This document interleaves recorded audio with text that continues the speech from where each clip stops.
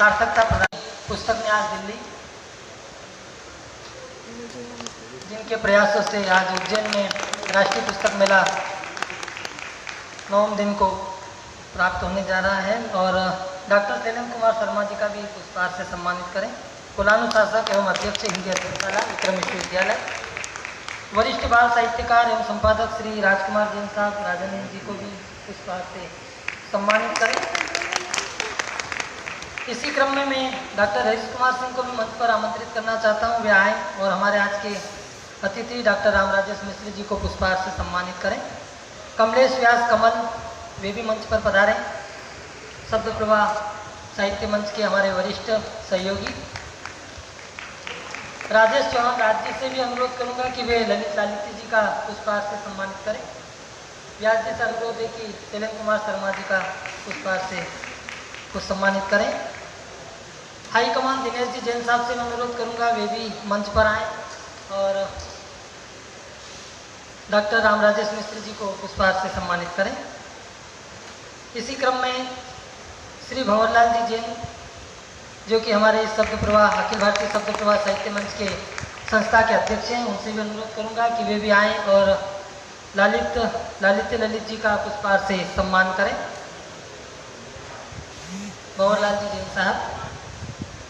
इसी क्रम में पंडित श्याम सुंदर जी पंडित जी से भी अनुरोध करूंगा कि वे भी आएँ और डॉक्टर शैलेंद्र कुमार शर्मा जी का पुष्पहार से सम्मान करें।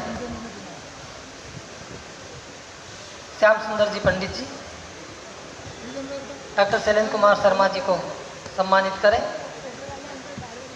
श्री अशोक कुमार रक्ताले साहब वरिष्ठ साहित्यकार, उनसे भी अनुरोध करूंगा वे भी मंच पर पधारें। अशोक कुमार रक्ताले जी, आप काफ़ी पीछे बैठे हैं, मैं चाहूँगा कि आप आगे ही विराजमान हों और राजकुमार जैन साहब का सम्मान करें। अशोक कुमार रक्ताले जी। एक और शख्सियत हमारे बीच में है जो काफ़ी गड़बड़ी करती हैं, अभिमन्यु त्रिवेदी गड़बड़ नागर, क्योंकि वो गड़बड़ नहीं करे इसलिए उनको मैं बुला रहा हूँ कि वे भी आकर के हमारे आज के अतिथि श्री ललित जी का पुष्पहार से सम्मानित करें। अभिमन्यु त्रिवेदी गड़बड़ नागर। ललित जी काफ़ी गड़बड़ करते हैं ये साहित्य के क्षेत्र में, उनका ध्यान रखिएगा।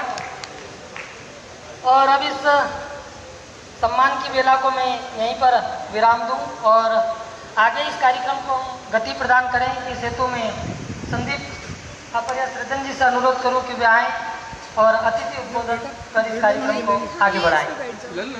संदीप फापरिया सृजन।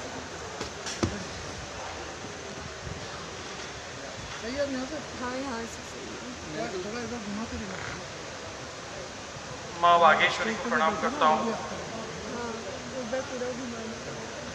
विगत 10 वर्षों की यह परंपरा 2008 में शब्द प्रवाह साहित्य मंच की स्थापना और 2009 से चल रहा शब्द प्रवाह का यह वार्षिक आयोजन 10वें आयोजन में आप सभी उपस्थित महानुभावों का अभिनंदन स्वागत, जिनका सानिध्य हमें सतत प्राप्त होता रहा।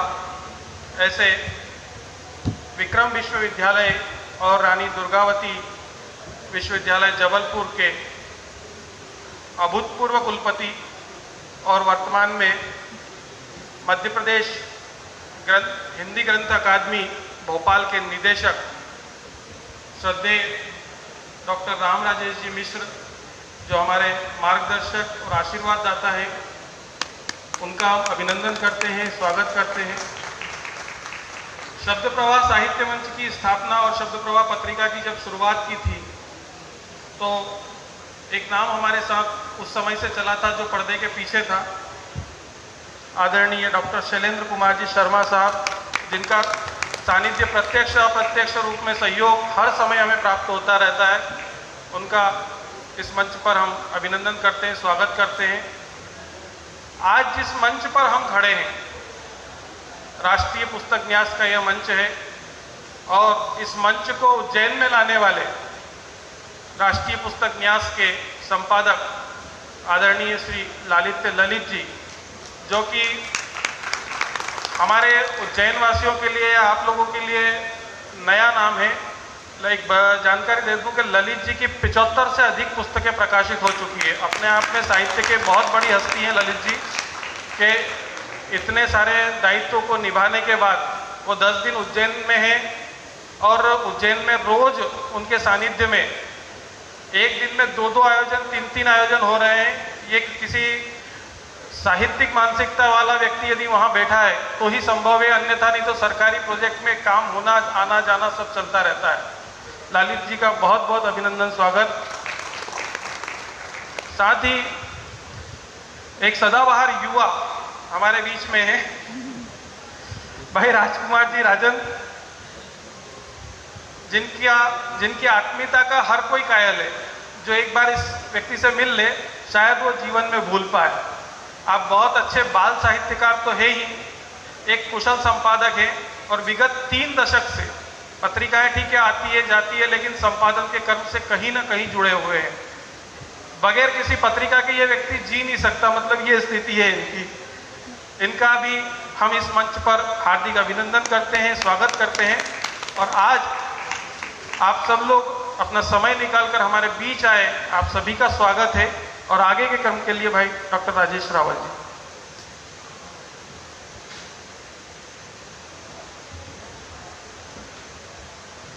आज के इस महीनी और सम्मान्य आयोजन में पधारे कई लोगों को मैं रेखांकित करना चाहता हूं, जो हमारे मार्गदर्शक भी हैं, उज्जैन की गरिमा भी हैं। तिलकेंद्र अरोरा जी हमारे बीच में उपस्थित हैं, मुकेश जोशी जी प्रसिद्ध व्यंगकार देश के, रमेश मनोहरा जी जावरा से हमारे बीच में उपस्थित हैं, अर्पिता जैन जो शाश्वत सृजन की संपादिका वे उपस्थित हैं, कोमल वाधवानी प्रेरणा जी हमारे बीच में उपस्थित हैं। मैं उनकी उपस्थिति को रेखांकित करता हूँ।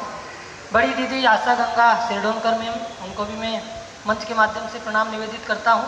डॉक्टर देवेंद्र जोशी जी जो लगातार तो पुस्तक मेला जब से शुरू हुआ है तभी से लगातार इसमें लगे हुए हैं, चाहे वे पत्रकारिता के माध्यम से, चाहे साहित्यकार के माध्यम से, चाहे अन्य कोई सेवा, साहित्यिक सेवा जितनी भी पांडाल में हो रही है उसमें लगातार कवि साहित्यकारों का सम्मान और उन्हें लगातार उन्हें प्रोत्साहित कर रहे हैं।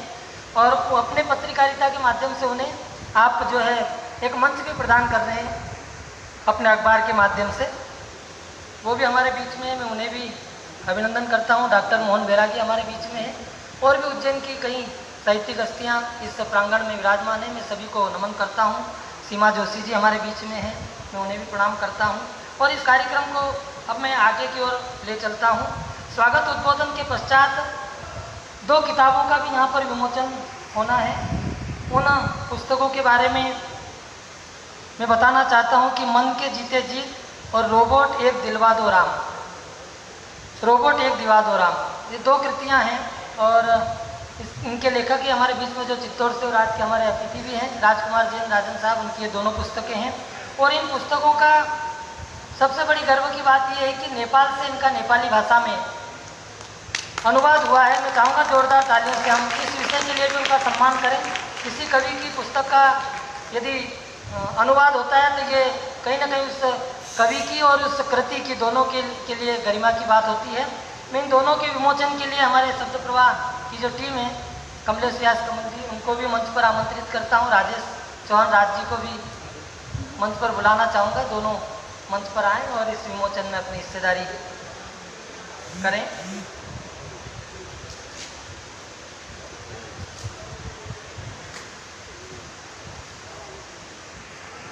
और भले ही हम कम संख्या है हमारी पांडाल में, पर हम तालियों से बता दें कि हमारी जो है हम एक व्यक्ति 1 लाख के बराबर हैं। तो 2000 तालियों के साथ हम इसका पुस्तक विमोचन में सहभागी हैं।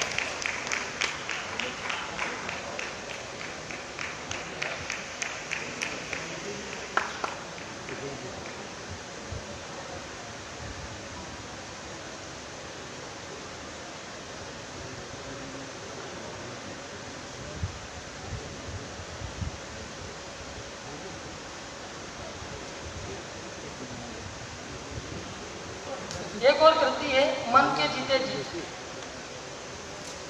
इसका भी नेपाली में अनुवाद हुआ है। मैं पुनः तालियां चाहूँगा इस कृति के लिए भी।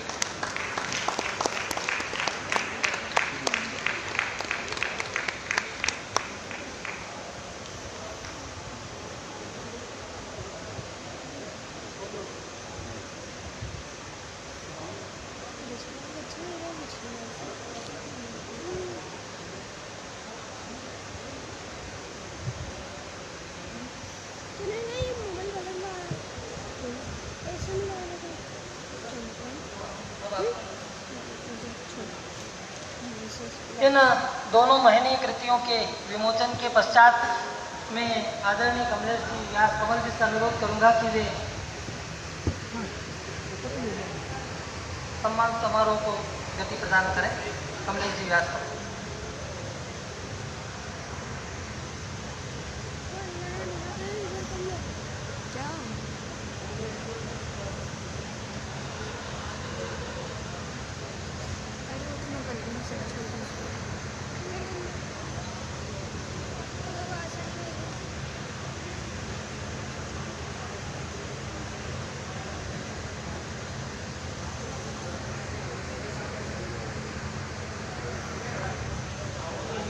दशम अखिल भारतीय शब्द प्रवाह साहित्य सम्मान के लिए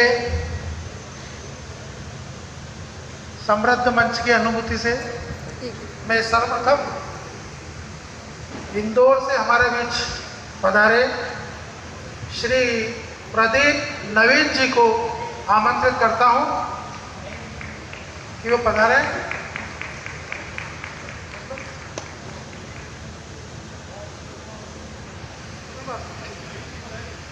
श्री प्रदीप नवीन जी की कृति साथ नहीं देती परछाई के लिए उन्हें शब्द रत्न सम्मान प्रदान किया जा रहा है। 1 जुलाई 1950 को जन्मे श्री प्रदीप नवीन जी इंदौर साहित्य जगत का जाना पहचाना नाम है। 1971 से आप सतत हास्य व्यंग, गीत, गजल, बाल नाट्य और बाल गीत रचना कर्म में सक्रिय हैं। आपकी 5 कृतियाँ प्रकाशित हो चुकी हैं और कई प्रतिष्ठित सम्मान भी आपको प्राप्त हैं। एक सिद्धहस्त मंची आशी कवि के रूप में आपकी पहचान है। आप साहित्य के क्षेत्र में एक जाना पहचाना नाम है। शब्द रत्न सम्मान प्रदान करते हुए आपके उज्जवल भविष्य की कामना शब्द प्रवाह करता है श्री प्रदीप नवीन इंदौर।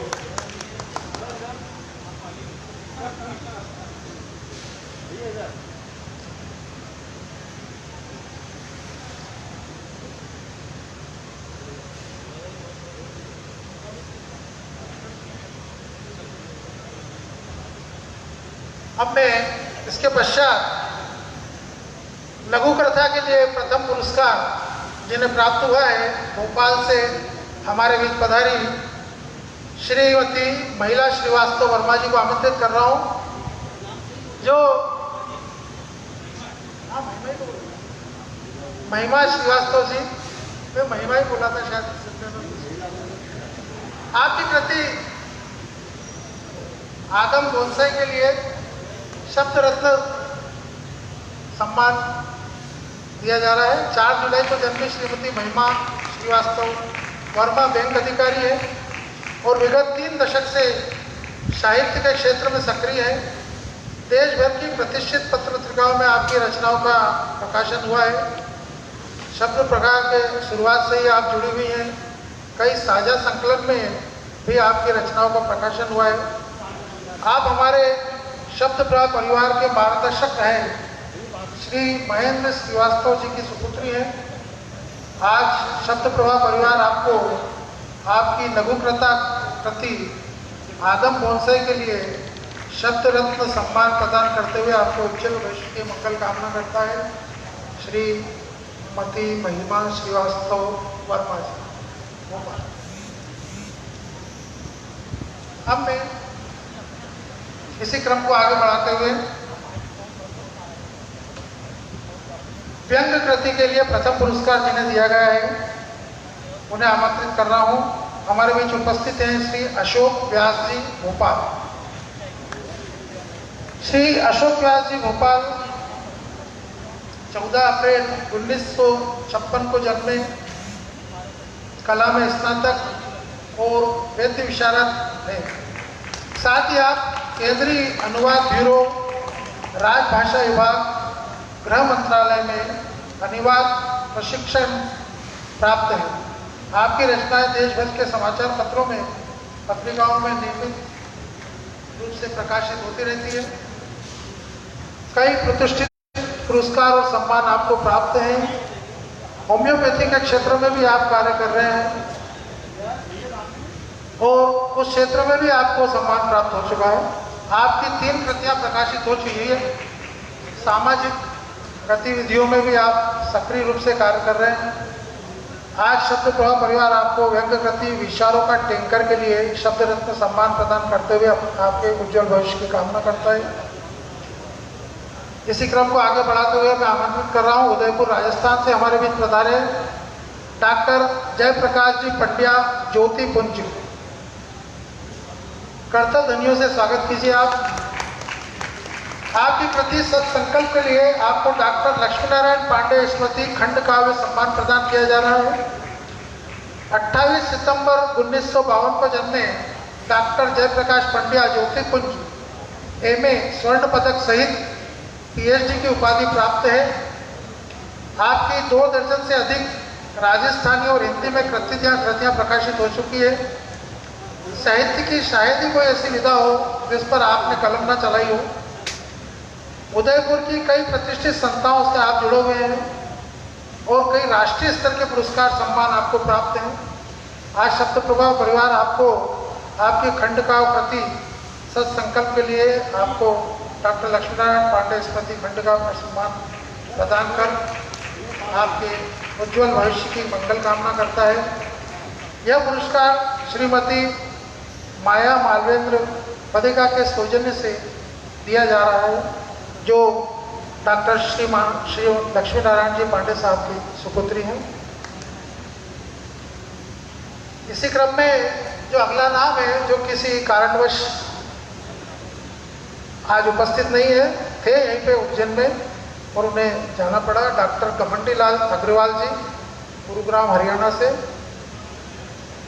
उन्हें मैं खाली उल्लेख कर देता हूँ कि उनकी नवगीत कृति कितना समय कठिन के लिए श्रीमती सत्यभामा सुखदेव त्रिवेदी स्मृति गीतकार सम्मान दिया गया था। अब इसी क्रम को आगे बढ़ाते हुए संग्रिया राजस्थान से हमारे बीच पधारे श्री गोविंद शर्मा जी को मैं आमंत्रित कर रहा हूँ। श्री गोविंद शर्मा जी, आपकी कृति मुझे भी सीखना है के लिए स्वर्गीय बाल शौरी रेड्डी बाल साहित्य सम्मान प्रथम पुरस्कार आपको दिया जा रहा है। 4 जुलाई 1946 को जन्मे श्री गोविंद शर्मा शिक्षाविद हैं। वे विद्या वाचस्पति की उपाधि प्राप्त हैं। आपकी 3 दर्जन से अधिक कृतियां प्रकाशित हो चुकी है। आपकी कृतियों का अन्य भारतीय भाषाओं में प्रकाशन हुआ है। साथ ही आपकी रचनाएं राजस्थान शिक्षा विभाग में 7वीं की हिंदी पुस्तक में और डीएवी स्कूलों की 3री कक्षा की पुस्तक में भी सम्मिलित की गई है। बाल साहित्य के क्षेत्र में भारत सरकार के भारतेंदु पुरस्कार, राजस्थान साहित्य अकादमी के शंभुदयाल सक्सेना बाल साहित्य सम्मान सहित कई प्रतिष्ठित सम्मान आपको नवाजे जा चुके हैं। आज शब्द प्रभा परिवार आपको बाल साहित्य कृति मुझे भी सीखना है के लिए पुरस्कृत कर रहा है। इसी क्रम को आगे बढ़ाते हुए नेनुआ बूंदी राजस्थान से हमारे बीच पधारे श्री जय सिंह आछावादी को आमंत्रित कर रहा हूँ। एक बार करतल ध्वनि से स्वागत कीजिए। बाल कविताओं की कृति दादी अम्मा नहीं कहो कुछ के लिए स्वर्गीय बाल शौरी रेड्डी बाल साहित्य सम्मान द्वितीय पुरस्कार दिया जा रहा है। यह बाल शौरी रेड्डी बाल साहित्य सम्मान राजकुमार जैन राजन फाउंडेशन चित्तौड़गढ़ के सौजन्य से दिया जा रहा है।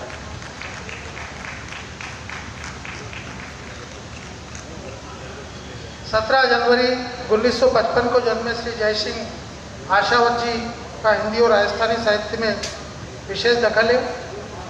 हिंदी और राजस्थानी साहित्य की आपकी 5 कृतियों का प्रकाशन हो चुका है। आपकी रचनाएं देश भर में प्रकाशित होती रहती है। आकाशवाणी के जयपुर कोटा केंद्र से भी आपकी रचनाओं का प्रसारण हुआ है। श्री जय सिंह आशावत। इसी क्रम को आगे बढ़ाते हुए जयपुर से हमारे बीच उपस्थित श्रीमती शशि सक्सेना जी को आमंत्रित कर रहा हूँ। कि मंच पे आए। आपको कविता कृति रिश्ते हुए सपने के लिए स्वर्गीय प्रमोद श्री ढोलकर विरमन स्मृति कविता सम्मान से सम्मानित किया जा रहा है। मैं ससम्मान मंच पर आमंत्रित कर रहा हूँ इस सम्मान को देने के लिए श्रीमती आशा गंगा शेडोलकर जी को, जिनके सौजन्य से यह सम्मान दिया जा रहा है। श्रीमती आशा गंगा शेडोलकर। श्रीमती शशि सक्सेना साहित्य के क्षेत्र में सक्रिय रूप से कार्यरत है। कविता और कथा दोनों ही क्षेत्र में आपका अच्छा खासा दखल है। 1965 से आपकी रचनाएं देश भर की पत्र पत्रिकाओं में प्रकाशित हो रही है। आपको कई राष्ट्रीय और अंतर्राष्ट्रीय सम्मान प्राप्त हो चुके हैं। आपकी 12 कृतियों का प्रकाशन हो चुका है। कलम प्रियल लेखिका साहित्य व संस्कृति संस्थान की आप अध्यक्ष हैं और एक सामाजिक कार्यकर्ता के रूप में आपकी विशिष्ट पहचान रखती हैं। आप ज्योतिषाचार्य भी हैं। शब्द प्रवाह परिवार आपके उज्जवल भविष्य की कामना करता है। इस क्रम को आगे बढ़ाते हुए मैं अब इंदौर से पधारी डॉक्टर गरिमा संजय दुबे जी को आमंत्रित कर रहा हूं। आपकी कहानी कृति 2 ध्रुवों के बीच की आस के लिए स्वर्गीय प्रमोद शेडोलकर विरमन स्मृति कहानी सम्मान आपको दिया जा रहा है। मैं आशा गंगा जी से निवेदन करूंगा कि वे स्टेज पर आए। 7 नवंबर 1977 का जन्मी डॉक्टर गरिमा संजय दुबे अंग्रेजी साहित्य में पीएचडी की उपाधि प्राप्त है। अंग्रेजी की ही सहायक प्राध्यापक हैं। इसके बावजूद भी विगत 1.5 दशक से हिंदी साहित्य के लिए कार्य कर रही है। आपकी कहानियाँ, समसामयिक लेख, लघु कथाएं, व्यंग आदि नियमित रूप से देश भर के समाचार पत्रों में प्रकाशित होते रहते हैं। कई प्रतिष्ठित पुरस्कार और सम्मान भी आपको प्राप्त हो चुके हैं। कहानी सुनने और सुनाने की विधा को बढ़ावा देने के लिए YouTube के माध्यम से आप आओ सुनो एक कहानी का भी संचालन कर रही है। आज शब्द प्रवाह परिवार आपको कहानी कृति 2 ध्रुवों के बीच की आस के लिए स्वर्गीय प्रमोद शेडोलकर विरमन स्मृति कहानी सम्मान सम्मानित करते हुए आपके उज्जवल भविष्य की कामना करता है। यह सम्मान श्रीमती आशा गंगा शेडोलकर जी के सौजन्य से दिया जा रहा है। अब मैं इसी क्रम को बढ़ाते हुए आमंत्रित कर रहा हूँ शिवपुरी से हमारे बीच पधारे डॉक्टर महेंद्र अग्रवाल जी को। श्री महेंद्र अग्रवाल जी की गजल कृति फनकारी सा कुछ तो है के लिए आपको स्वर्गीय लक्ष्मी नारायण सोनी स्मृति गजल सम्मान दिया जा रहा है। मैं कैलाश जी सोनी साहब से अनुरोध करूंगा, जिनके माध्यम से सम्मान दिया जा रहा है, कि वे मंच पर पधारें। 21 अप्रैल 1964 को जन्मे doctor Mahendra Shrivastava Mahendra Agrawal gold medalist आयुर्वेद रत्न है। गजल पर आपको पीएचडी की उपाधि प्राप्त की है। गजल की पत्रिका नई गजल और शोध पत्रिका स्काई लैब का संपादन भी आप कर रहे हैं। आपको देश के कई प्रतिष्ठित गजल सम्मान प्राप्त हो चुके हैं। 1.5 दर्जन से अधिक मौलिक कृतियों एवं 6 संपादित कृतियां आपकी प्रकाशित हो चुकी है। आपके द्वारा रामकिशन सिंगल फाउंडेशन की स्थापना की गई है, जिसके माध्यम से साहित्य क्षेत्र में आप कार्य करने वाले सृजकों का प्रतिवर्ष सम्मानित करते हैं। आज शब्द प्रवाह द्वारा उन्हें स्वर्गीय लक्ष्मीनारायण स्मृति गजल सम्मान से नवाजा जा रहा है। आपके उज्जवल भविष्य की कामना करता हूँ। अब मैं मुंबई से हमारे बीच पधारे और हमारे अपने श्री चंद्रकांत जोशी जी को आमंत्रित कर रहा हूँ। Shri Chandrakant Joshi web portal hindimedia.in का 12 साल से संपादन कर रहे हैं। श्री चंद्रकांत जोशी जी लगभग 35 वर्ष से पत्रकारिता के क्षेत्र में सक्रिय हैं। आप कई समाचार पत्रों के ब्यूरो चीफ भी रह चुके हैं और आज हमारे बीच उपस्थित हैं। हम उन्हें सम्मानित शब्द प्रवाह की ओर से करके गौरवान्वित महसूस करते हैं श्री चंद्रकांत जोशी।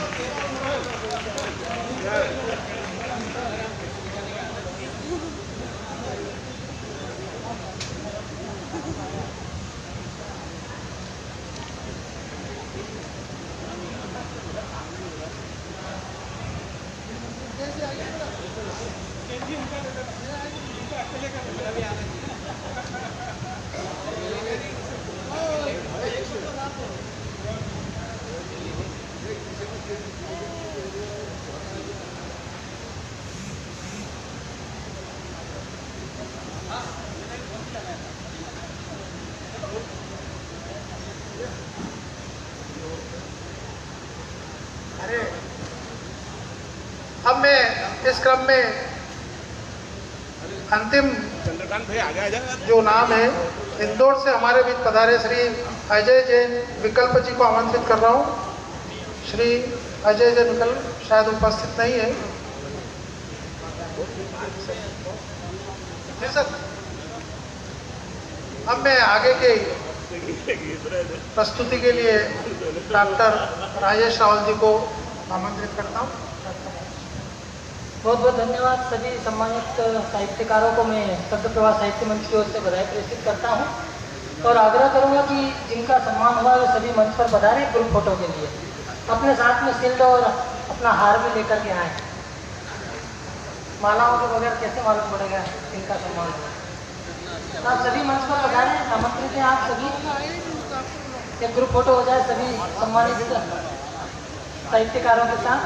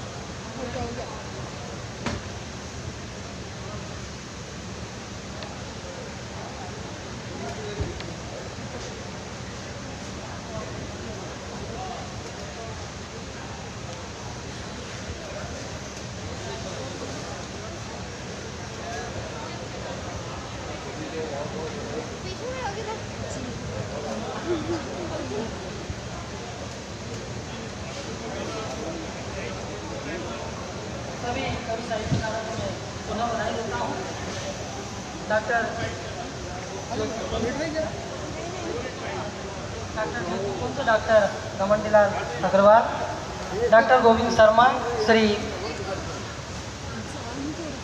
जय सिंह आसावत, श्रीमती शशि सक्सेना, डॉक्टर गरिमा संजय दुबे, डॉक्टर महेंद्र अग्रवाल, श्री प्रदीप नवीन, श्रीमती महिमा श्रीवास्तव और श्री अशोक व्यास जी, सभी को मैं मंच की ओर से पुनः धन्यवाद और बधाई प्रेषित करता हूं। और इसी प्रकार साहित्य में वे अपनी लेखनी को बनाए रखें। इस क्रम को आगे बढ़ाते हुए मैं अब उद्बोधन के क्रम में आता हूँ और आज के हमारे इन अतिथियों में सर्वप्रथम में नेशनल बुक ट्रस्ट राष्ट्रीय पुस्तक न्यास के संपादक आदरणीय श्री लालित्य ललित जी से अनुरोध करता हूँ कि वे मंच पर पधारें और हमें अपने उद्बोधन से गौरवान्वित करें। आदरणीय लालित्य ललित जी, और मैं चाहूँगा जोरदार तालियों से आप उन्हें मंच पर आमंत्रित करें।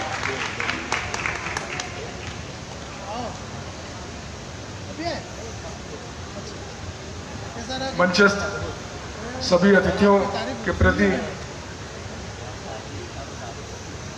स्वागत और कृतज्ञता। अंकल थोड़ा साइड। संदीप सृजन जो उज्जैन में युवा कर्मठ और सक्रिय व्यक्ति हैं, मुझे बड़ा अच्छा लगता है कि युवा पीढ़ी अब डिजिटल इंडिया के साथ तालमेल कर रही है। कोई बात, कोई जानकारी लेनी हो तो संदीप या फिर हमारे बड़े भाई हरीश कुमार सिंह, और पिछले कई दिनों से मैं यहाँ इस शहर में हूँ तो मुझे तमाम समित्र याद आते हैं। शैलेंद्र शर्मा हो, देवेंद्र जोशी हो, ज्योतिपुंज से आज मुलाकात हुई, वो हमारे न्यास के लेखक हैं। गोविंद शर्मा जी जिन्हें साहित्य अकादमी अवार्ड से सम्मानित किया गया, वे यहाँ सभागार में हैं, न्यास के लेखक हैं। हरीश जी बैठे हैं, पिलकेंद्र अरोड़ा जी हैं, और हमारे कई ऐसे मित्र जो हैं जिन्होंने पुस्तकें मुझे भेंट की, वंदना जी हैं, और तमाम आशा गंगा जी हैं। और सबके अगर नाम नहीं ले पाऊंगा तो आप अन्यथा न लें, लेकिन ये जो कार्यक्रम संदीप जी ने अखिल भारतीय शब्द प्रवाह जो आरंभ किया है, जब इसकी रूपरेखा बन रही थी तो मुझसे चर्चा हुई थी, तो मैंने कहा कि राष्ट्रीय पुस्तक न्यास आप ही के शहर में है, पाठकों के लिए है, पुस्तक प्रेमियों के लिए है, तो आप क्यों ना इस सभागार में ये आयोजन करें। तो इन्होंने मान लिया, और देवेंद्र जी से पिछली बार मैं मई में मिला था तो तब ये बात बनी थी। मुझे बड़ा अच्छा लगा आप लोगों से मिलके। मुझे एक बैठक में भागना है क्योंकि शाम को इसी सभागार में एक कार्यक्रम और है नेशनल बुक ट्रस्ट की ओर से, व्यंग पाठ, जिसमें इंदौर, उज्जैन, शिकोहाबाद और दिल्ली के व्यंग्यकार इसमें भागीदारी करेंगे। यदि आप इस समय 5 बजे उपलब्ध होते हैं तो आप अवश्य आइएगा। बहुत बहुत शुक्रिया, नमस्कार।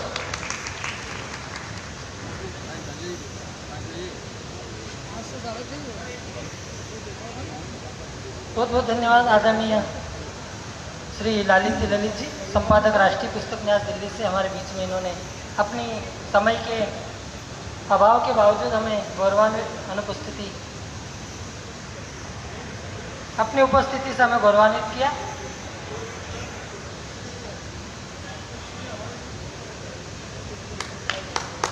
शब्द प्रवाह सम्मान समारोह के इस 10वें कार्यक्रम में आप सभी पधारे। सभी को मैं प्रणाम निवेदित करता हूँ।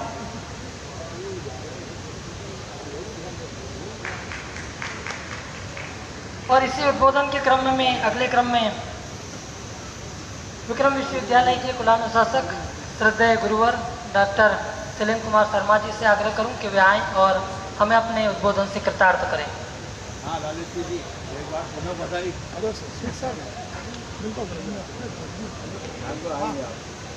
वागर्थापिव संपृक्तौ वागर्थ प्रतिपत्तये जगतः पितरौ वंदे पार्वती परमेश्वरौ।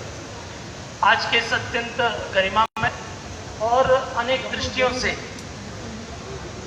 वर्तमान की रचनाशीलता को रेखांकित करने वाले इस आयोजन में मंचासीन सुधी चिंतक मनीषी 2 विश्वविद्यालय, विक्रम विश्वविद्यालय और रानी दुर्गावती विश्वविद्यालय के यशस्वी अभूतपूर्व पूर्व कुलपति श्रद्धेय प्रोफेसर राम राजेश मिश्र जी, जो इन दिनों मध्य प्रदेश हिंदी ग्रंथ अकादमी के यशस्वी निदेशक के रूप में महनीय और रचनात्मक कार्यों में संलग्न हैं। महात्मा गांधी की 150वीं जयंती वर्ष को स्मरणीय बनाने के लिए महत्वपूर्ण उपक्रम कर रहे हैं। मैं आपकी उपस्थिति को रेखांकित करता हूं। हमारे बीच इसी परिवेश में उपस्थित डॉक्टर ललित जी, जो कि नेशनल बुक ट्रस्ट के संपादक हैं, मंचा सिंह, अभी जिनकी 2 कृतियों का लोकार्पण हुआ, ऐसे यशस्वी बाल साहित्यकार श्री राजकुमार जैन राजन, भाई संदीप सृजन, आत्मीय डॉक्टर राजेश रावल, सुशील, कमलेश जी, हमारे सामने उपस्थित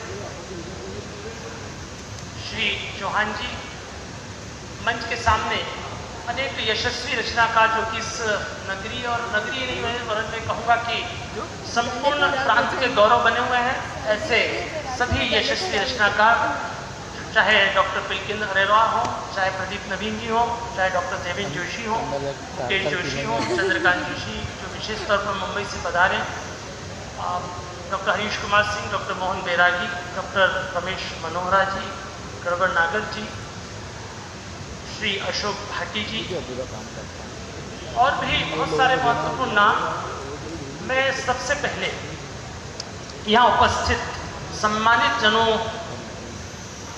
के प्रति हृदय से बहुत बहुत बधाइयाँ और मंगल कामनाएं अर्पित करता हूँ।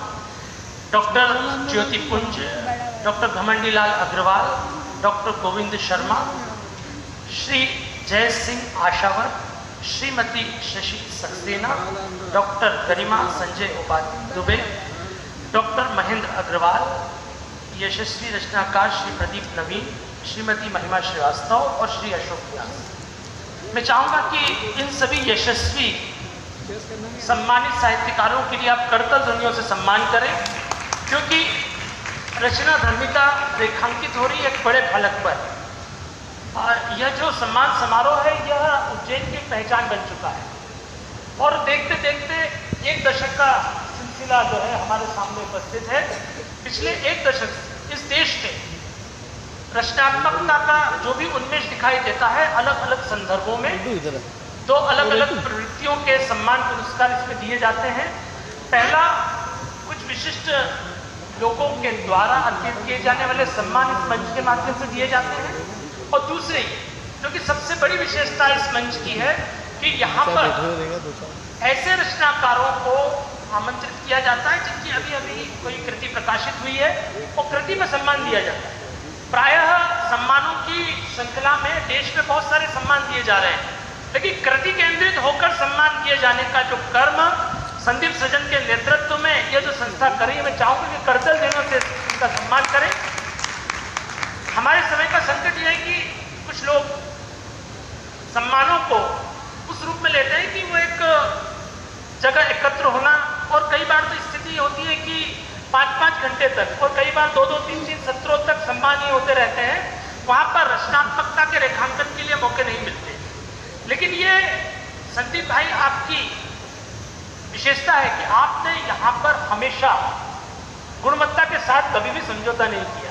जितने श्रेष्ठ रचनाकार हैं वही सम्मानित होते हैं, और सबसे बड़ी बात है कि कृति केंद्रित सम्मान देने की जो परंपरा आपने प्रारंभ की है, यह बहुत दूर तक जाएगी, ऐसा मेरा विश्वास है।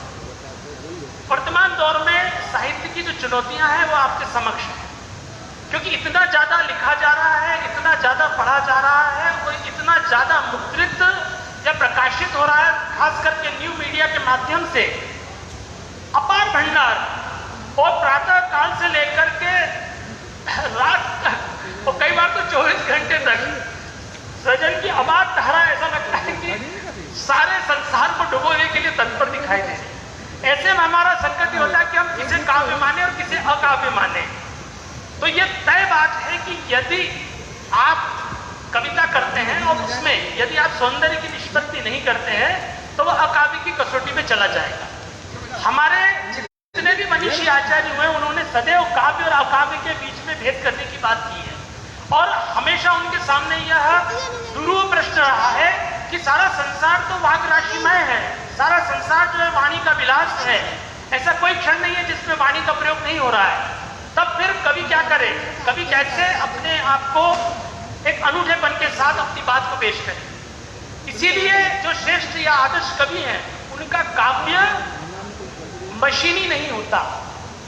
कोई ऐसी मशीन, कोई ऐसा यंत्र विकसित नहीं हुआ है जिसके माध्यम से सर्जना हो सके।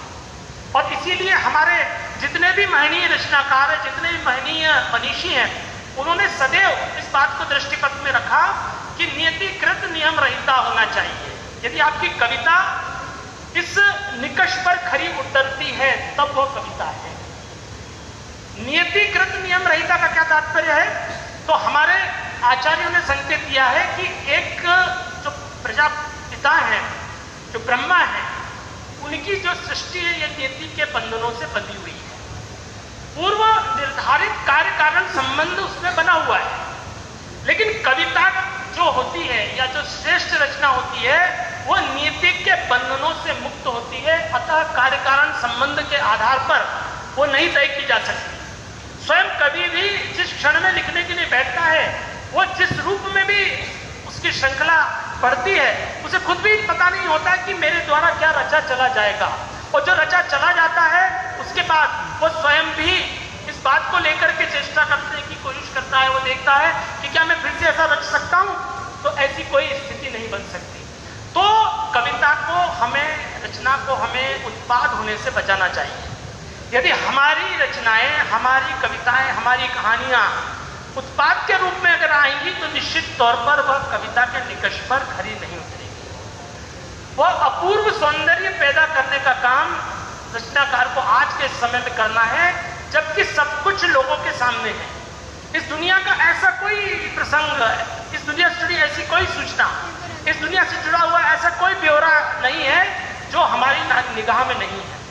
लेकिन जो काव्य करता है, जिसके बारे में हमारे यहाँ माना गया कि वो बखान करता है, तो जो बखान जब करता है तो पत्रकार भी बखान करता है, तमाम इतिहासकार भी बखान करते हैं, क्योंकि वे भी वृत्तांतकार हैं, वर्णनकार हैं। लेकिन कवि इन सारे वर्णनकारों से भिन्न है, क्योंकि वह उसमें अपूर्व सौंदर्य उद्घाटित करता है। यदि हमारी रचनाएं अपूर्व सौंदर्य का उन्मेष नहीं करती हैं तो वो अकाव्य की स्थिति में चली जाएगी। वो पत्रकारिता हो सकती है, वह इतिहास के अध्याय हो सकते हैं या पुराण हो सकता है, लेकिन वो कविता किसी भी शर्त पे नहीं हो सकती। अतः रचनाकार को सदैव अपनी प्रतिभा को निरंतर निखारना चाहिए। और ये कविता का जो कर्म है ये एक साधक का कर्म है। यदि आप उसमें तल्लीन नहीं होते, हमारे यहाँ कहा गया कि समाधि शिथिल हो जाता है। क्यों हो जाता है? क्योंकि हमारा ध्यान दुनिया की तमाम चीजों की तरफ चला जाता है। कभी हम यश की तरफ चले जाते हैं, कभी हम लोग कैसे सोचेंगे इस कविता के बारे में, इस पर चला जाता है। तो ये निश्चित तौर पर समाधि शिथिली की अवस्था है।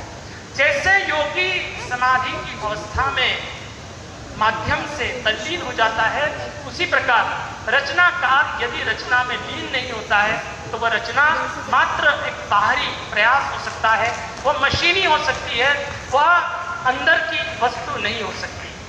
तो हम शब्दमय इस संसार में, बखान से भरे हुए संसार में, तमाम प्रकार के विषयों से भरे हुए संसार में कोई ऐसा अपूर्व सौंदर्य लाएं जिसके माध्यम से वह रचना न सिर्फ अपने दौर में वरन देश और काल की सीमाओं से परे वो सार्वकालिक भी बने, वो सार्वभौमिक भी बने, तभी उसकी सार्थकता है।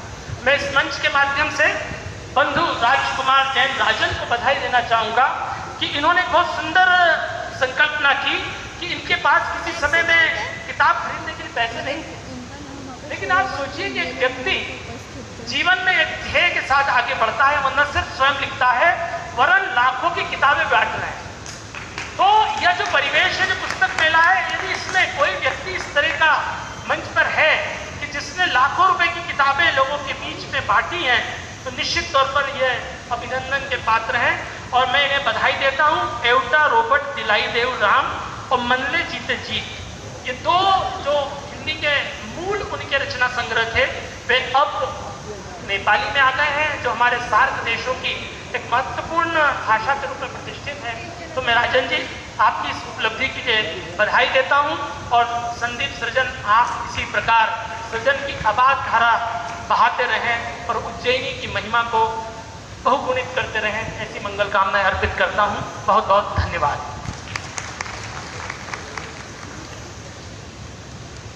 बहुत बहुत धन्यवाद आदरणीय डॉक्टर शैलेंद्र कुमार शर्मा जी, आपने बहुत ही विशिष्ट उद्बोधन हमारे बीच में और मार्गदर्शक के रूप में भी आपका उद्बोधन प्रेरणादायी है। मैं अगले क्रम में जिनकी 2 पुस्तकों का विमोचन हुआ है, मन के जीते जीत और रोबोट एक दिलाओ देवराम, चित्तौड़ के हमारे बीच में वरिष्ठ साहित्यकार, वरिष्ठ बाल साहित्यकार एवं संपादक आदरणीय श्री राजकुमार जैन राजन जी को मैं सादर आमंत्रित करता हूं मंच पर कि वे आएँ और हमें अपनी वाणी से हमें कृतार्थ करें। आदरणीय राजकुमार जैन राजन जी, और आप जोरदार करतल ध्वनि से उन्हें डायस पर बुलाएं।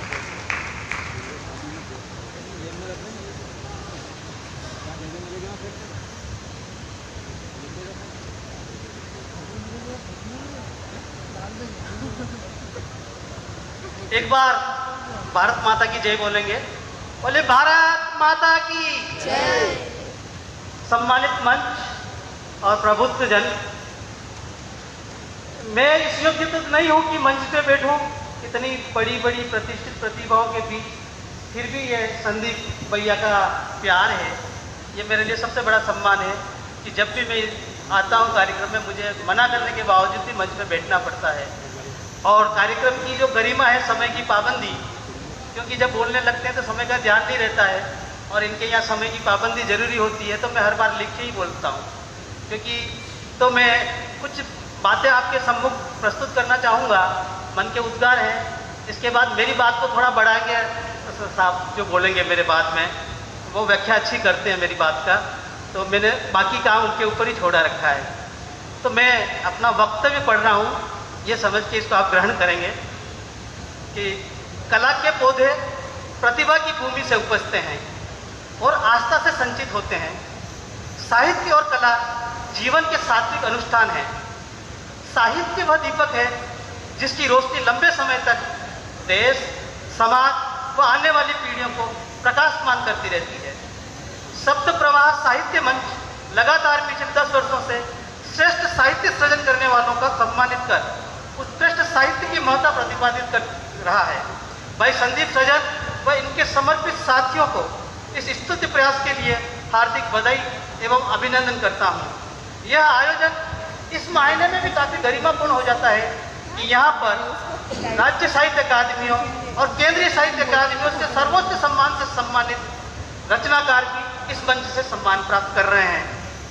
यह ध्रुव सत्य है कि मनुष्य गिरता है, उठता है, बदलता है, किंतु मनुष्यता कभी समाप्त नहीं होती।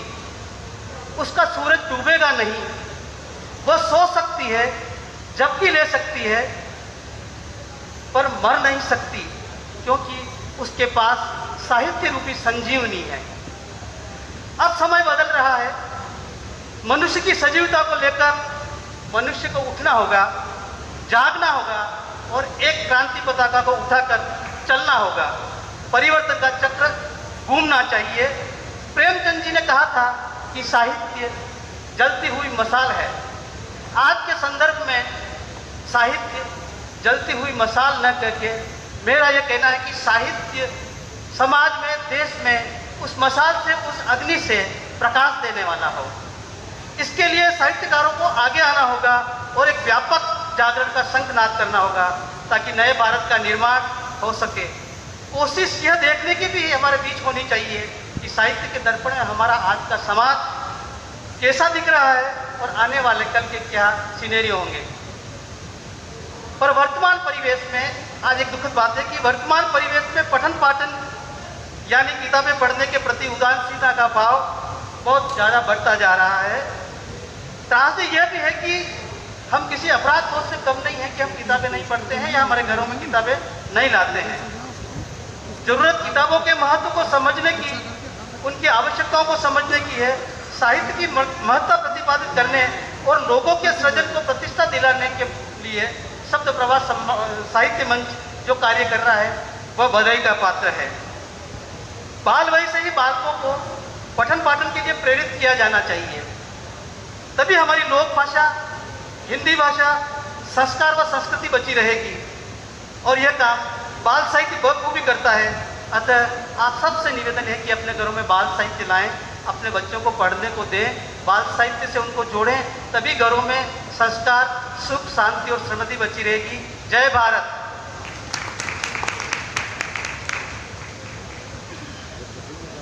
बहुत बहुत धन्यवाद आदरणीय श्री राजकुमार जैन राजन साहब हमारे बीच में चित्तौड़ से पधारे।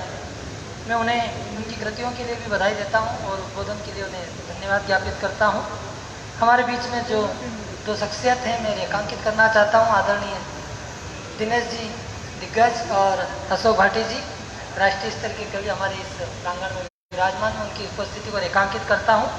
और अगले उद्बोधन के लिए मैं हमारे मार्गदर्शक शब्द प्रवाह साहित्य मंच के और संरक्षक भी कहूँ तो अतिशयोक्ति नहीं होगी, ऐसे हमारे वरिष्ठ हमारे श्रद्धेय आदरणीय डॉक्टर राम राजेश मिश्र जी, उनको मैं आमंत्रित करता हूँ कि वे आएँ और अपने वाणी से हमें कृतार्थ करें। आदरणीय डॉक्टर राम राजेश मिश्र जी।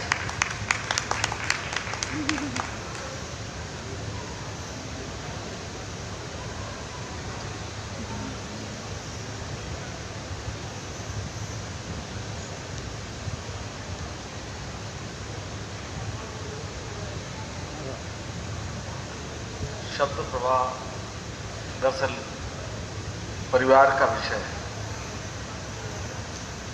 ये वो दुनिया है जिस दुनिया का एक हिस्सा हम भी हैं। ये पूरा परिवार हमारा है। संदीप, शैलेंद्र, ये सारे लोग ऐसे हैं राजेश जो भीतर से ही अंदर है, बाहर कुछ नहीं। यहाँ पर बहुत सारे लोग साहित्यकार सब लोग हैं यहाँ पर। मुझे कहने में कतई संकोच नहीं है क्योंकि वहाँ पीछे हरीश कुमार सिंह बैठे हों, दिनेश जी बैठे हों या आगे चंद्रकांत बैठे हों।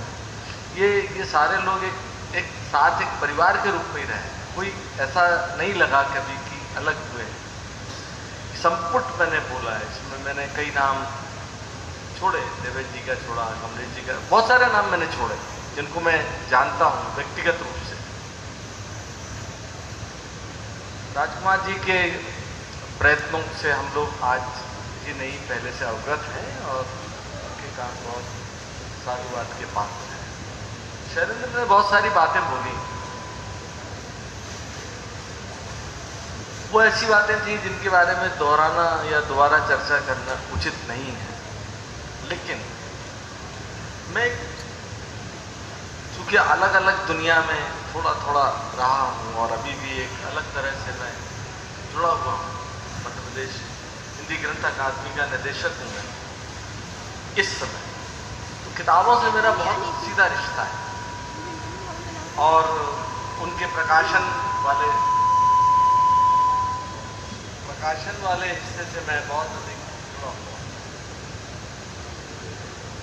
यदि मैं इसको ऐसा मानूं कि इन दिनों प्रकाशक और लेखक के बीच जो रिश्ता होना चाहिए वो रिश्ता वैसा नहीं बन पा रहा है, इसलिए बहुत सारे लेखक अपने स्वयं के प्रकाशक बनकर खड़े हो जाते हैं। जो व्यापारिक स्वरूप सामने आया है उसमें इस तरह के लेखक जो प्रकाशक के रूप में भी काम करते हैं, जैसे मुझे ऐसा नहीं कहना चाहिए, अश्क जी अपनी किताबें खुद लिखते थे और खुद प्रकाशित करते थे। एक उदाहरण दे रहा हूं आज की स्थिति को समझाने की। नीलाभ प्रकाशन उनका हुआ करता था और अश्क जी उससे किताबें लिखते थे। आज भी बहुत सारे लेखक ऐसे हैं वो इस प्रकाश की व्यापार से पीड़ित है और ये सारे प्रकाशक मिलके कई बार अच्छे लेखकों को बाजार से बाहर कर देते हैं। या माने या ना माने पर ये कटु सच्चाई है। इसलिए ज्यादातर अच्छे लेखक प्रकाशकों तक पहुंच नहीं पाते, क्षमा कीजिए आप, और अच्छे लेखक बहुत नीचे खड़े हो जाते हैं। ये जो पुस्तक मेले हैं इनकी उपलब्धियां दरअसल इनकी बिक्री पर निर्भर करती हैं और इनके पास एक आंकड़े होते हैं कि हमने इतने की किताबें बेची, हमने किसकी किताबें कितनी बेची, किसको बेची, कि विषय थोड़ा सा हाशिए के बाहर चला जाता है। लेकिन इससे हम ये नहीं कह सकते कि दूरस्थ क्षेत्र तक इस तरह से पुस्तक मेलों के माध्यम से किताबें पहुंचती हैं। अब प्रश्न ये है कि इसी मंच पर मान लीजिए जो आयोजन हो रहा है वो पुस्तक मेले के प्रांगण में हो रहा है, पर ये दोनों तीनों किताबें जो यहाँ पर हैं, क्या यहाँ पर उपलब्ध नहीं? ये बिल्कुल मैं आपको सीधे उदाहरण दे रहा हूं। तो किताबें अपनी तरह से अपनी जीवन को, अपनी जिंदगी को जीती, लेकिन मेलों में लगने वाली, जो इन्हें हम फेयर नाम देते हैं, मेला शब्द बोल देते हैं, तो मेला एक अलग किस्म की व्यवस्था है। और किताबें अपने आप में एक दुनिया रचती हैं, और मेले और दुनियाओं में बहुत अंतर है। ये बिल्कुल आप समझना। इसलिए कई बार इन मेलों में बहुत सारी दुनिया घूम जाती है, जैसे मेले में बहुत सारे लोग घूम जाते हैं। ये जो संकट है, ये संकट को समझना बहुत जरूरी है, क्योंकि इनके जगह पर खड़े हुए लेखक अपने आप को कई बार बड़ा लेखक मान लेते हैं, और इस जगह पर वो लेखक यदि किसी किताब नहीं हो तो वो यदि ये मान ले कि वो छोटा लेखक है। मैं ऐसे कई लेखकों को जानता हूँ जो स्वयं का प्रकाश्य करके, एक तो शैलेंद्र आप जानते होंगे, पुष्पा जी जानती होंगी, आप दोनों निश्चित जानते होंगे, चौरे जी, वो नर्मदा, प्रोफेसर चौरे, नर्मदा को लेकर वो अपना प्रकाशन स्वयं, और स्वयं उसको टंकित करना, मुद्रित करना, फोल्डर में तैयार करना, और खुद ही प्रकाशन करके सब दूर हाथों से पहुंचाते थे। वो क्या यहाँ है या कहीं पर भी है? नहीं है। तो मैं ये कहना चाहता हूँ, इस तरह से हमें ये जो परिवार है, जिसे हम कह सकते हैं कि संदीप सृजन जिसे विकसित करते हैं, ये एक परिवार, ये परिवार दरअसल उन सारे लेखकों के लिए एक, दरअसल ये है इंद्रधनुषी मंच कि साल भर लोग अपनी किताबें लिखते हैं, प्रकाशित करते हैं या लोकार्पित करते हैं, और इस बहाने वो सब दूर जाते हैं। आज मुझे आपने याद किया, मेरे आने का, मैंने तो संदीप को मना किया था कि मैं नहीं पहुंच पाऊंगा, लेकिन नाराज होते हैं इसलिए आना पड़ता है। नाराजगी से डर के आना पड़ता है, डर के आना पड़ता है। नहीं, डर कोई बुरी चीज नहीं है, अच्छी चीज है। हम में से जो डरेगा वो मरेगा नहीं, जिंदा रहेगा। अगर मैं बहुत सारी शुभकामनाएं देता हूँ, बहुत सारी बधाई देता हूँ, और इस बहाने इससे ज़्यादा अच्छा लगा कि सब पुराने परिजनों से, मित्रों से मिलने का मुझे मौका मिला। एक लंबे अरसे से मैं आप लोगों से तो हो रहा था, कहीं मिस कर रहा था, लेकिन आप सब फिर मिले। एक चूँकि यहाँ पर प्रोफेसर शैलेंद्र शर्मा हैं, वो मध्य प्रदेश हिंदी ग्रंथ अकादमी के बोर्ड ऑफ डायरेक्टर्स में हैं, क्या आप में से लोगों को मालूम है? मैं उनसे कहूँगा यहाँ पर, मतलब मैं उनका से, मतलब मेरी स्थिति उनसे थोड़ी कम है, मैं डायरेक्टर हूँ, वो बोर्ड ऑफ डायरेक्टर हैं, तो मैं उनसे कहूँगा कि इस बार आप बोर्ड ऑफ डायरेक्टर्स में कम से कम इस तरह के जो साहित्यकार या लेखक शब्द ज़्यादा बड़ा है, एक समग्र रूप में तैयार करें, तो मध्य प्रदेश हिंदी ग्रंथ अकादमी से हम समग्र खंडों में से प्रकाशित करें, और जिससे वो पूरे भारत और इसके अलावा अभी भी नार्लिकर या इनकी बहुत सारी ऐसी रचनाएं यहाँ एनबीटी के साथ हैं, तो कई दुर्लभ, ब्रह्मदेव शर्मा की किताब है, राधा कृष्ण की सांख्य दर्शन की किताब है, ऐसी कई किताबें मैं जिनका नाम लूँगा तो आपको सब पुराना ज़माना याद आ जाएगा। वो सब मध्य प्रदेश हिंदी ग्रंथ अकादमी के प्रकाशन है। तो ऐसी एक बहुत बेहतरीन किताब जो वर्षों जिए, ऐसी किताब है वो आप तैयार करें और हम उसे प्रकाशित करेंगे, ये पक्का है। और हो सकता है फिर किसी मेले में हमारी मध्य प्रदेश हिंदी ग्रंथ अकादमी के माध्यम से पहुंच जाए, तो ये भी एक अवदान होगा आप लोगों का हमारे माध्यम से। धन्यवाद, नमस्कार।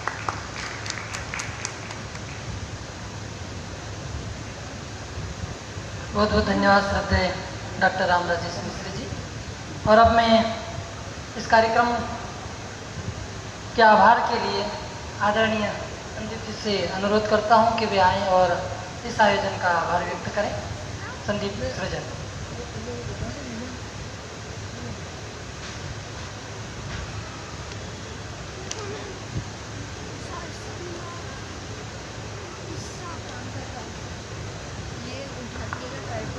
आभार की परंपरा के पहले एक सम्मान हमारे बीच में रह गया था। भाई इंदौर से आने में देर हो गए थे।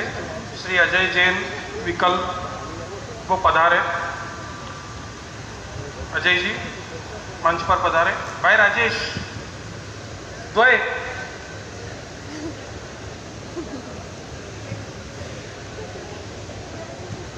अजय जैन विकल्प जी, आप दैनिक समाचार पत्रों में पत्रकार रहे हैं और पत्रकारिता के क्षेत्र में विगत 2 दशक से काम कर रहे हैं और वर्तमान में हिंदी के लिए एक महत्वपूर्ण काम कर रहे हैं। हिंदी के लिए एक पोर्टल का संचालन कर रहे हैं hindibhasha.com, जहां पर अंकों का उपयोग भी पूर्ण तरह से हिंदी में किया जाता है सर। और अंग्रेजी में कोई शब्द हम गलती से लिख के भेज दे तो उसका भी ट्रांसलेट करके लगाते हैं अपने हिसाब से। और hindibhasha.com अपने आप में एक सबसे बड़ी विशेषता यह है कि यदि कोई चीज या कोई मात्रा हम हिंदी में गलत लगा देते हैं तो वह भी सुधार कर प्रकाशित की जाती है। एक मात्रा भी इसलिए गलत नहीं मिलती, एक डॉट भी गलत नहीं मिलता जिसको कहे। तो इनकी इस उपलब्धि के लिए इनको आज हम यहाँ सम्मानित कर रहे हैं और संपादक रत्न की मानद उपाधि इन्हें प्रदान करते हैं।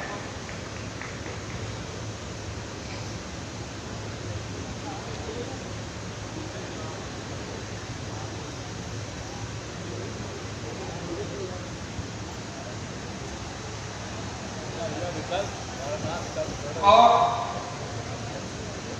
बात रही आभार की, तो श्रद्धेय सर का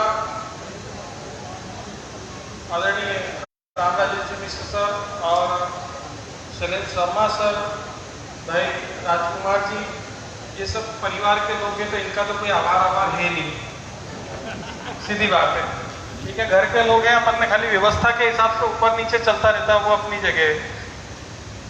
और औपचारिक रूप से जो यहाँ बैठे हैं वे भी कहीं न कहीं हमारे परिवार का हिस्सा है, साहित्यिक मित्र हैं या साहित्यिक बंधु हैं, भगिनी है। तो उन सब के प्रति कृतज्ञता व्यक्त जरूर करता हूँ। आभार शब्द का प्रयोग मैं यहाँ नहीं करूँगा। और एक घोषणा इस मंच से बहुत भारी मन से सर करना चाहता हूँ। 2008 में शब्द प्रवाह की हमने स्थापना करी अक्टूबर में। दिसंबर में शब्द प्रवाह 7 दिसंबर 2008 को शब्द प्रवाह का पहला अंक विमोचन हुआ और 2010 में हमने शब्द प्रवाह का पहला वार्षिक आयोजन करा।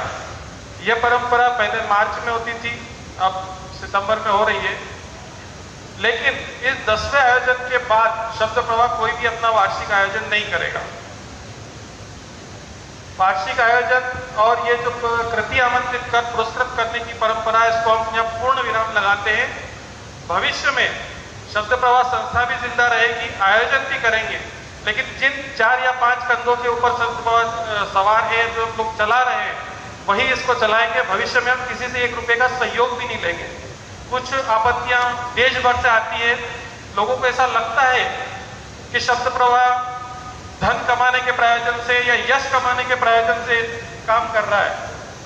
तो मैं आज ये घोषणा करता हूँ, मित्रों से मैंने इस बारे में चर्चा कर ली, उनका आग्रह है कि न की जाए, लेकिन क्योंकि हम अपने आयोजनों की परंपरा को अनवरत रखेंगे, ये भी विश्वास दिलाता हूँ। शब्द प्रवाह के आयोजन होते रहेंगे, लेकिन इस वार्षिक आयोजन और कृति सम्मान की परंपरा को हम विराम देते हैं। आप लोगों ने अपना बहुमूल्य समय दिया, उसके लिए मैं धन्यवाद ज्ञापित करता हूँ। बहुत बहुत धन्यवाद।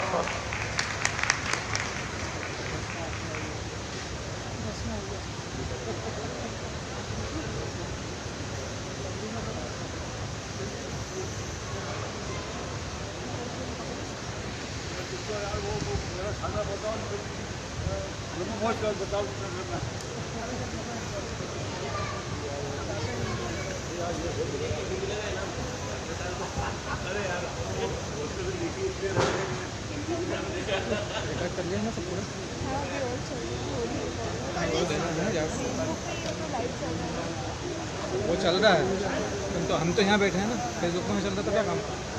यदि बाद में देखना है आपको तो फेसबुक पे सेव हो जाएगा। हो जाएगा।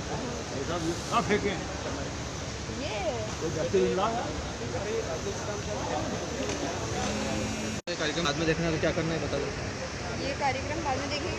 फेसबुक पे मैं इसको सेव कर दूँगी ना। किस नाम से?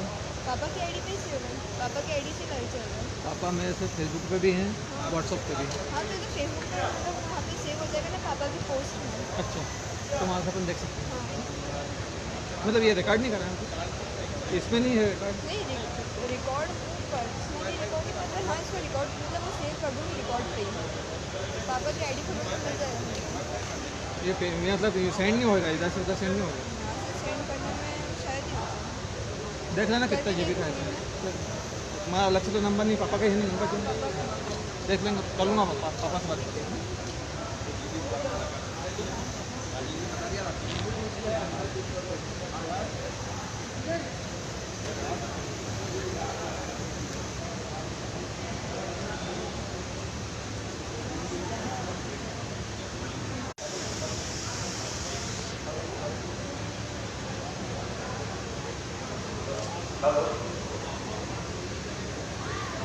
हेलो। दादी का 2 बार फोन आया है। मैं एक संजय भाई सभी लोगों का ध्यान रखूंगा। तो मैं बहुत ही आशा के साथ मंच पर आमंत्रित करता हूँ आदरणीय कोमल जी वाघानी दीदी को कि वे आए और 2016 में जो सम्मान उनका रह गया था वो मोमेंट से उन्हें आज प्रदान किया जाएगा आदरणीय अतिथिगण द्वारा। सादर आमंत्रित है मंच पर।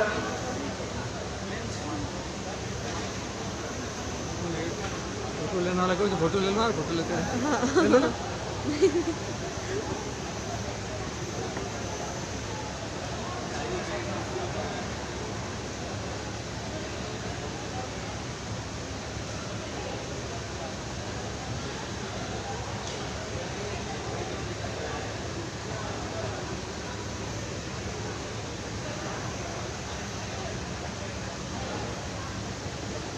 देखो मैं कलर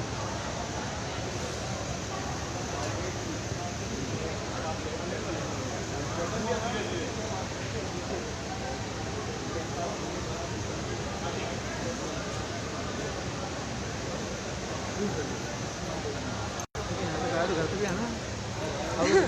तो वापस से कोचिंग का टाइम हो जाएगा। कितने बजे है कोचिंग? कोचिंग यूँ तो 4:30 की, पर 3 बजे जाना है आज। 3 बजे। हाँ तो वो कोचिंग का वर्क भी बहुत सारा है, स्कूल का वर्क है। हाँ नहीं तो यहाँ फिर तो मम्मी भी आए थे, उनको बोला था तो बोले कि अगले साल आएंगे, अगले साल। तो अगले इस साल मम्मी आई नहीं। नहीं मम्मी आई है।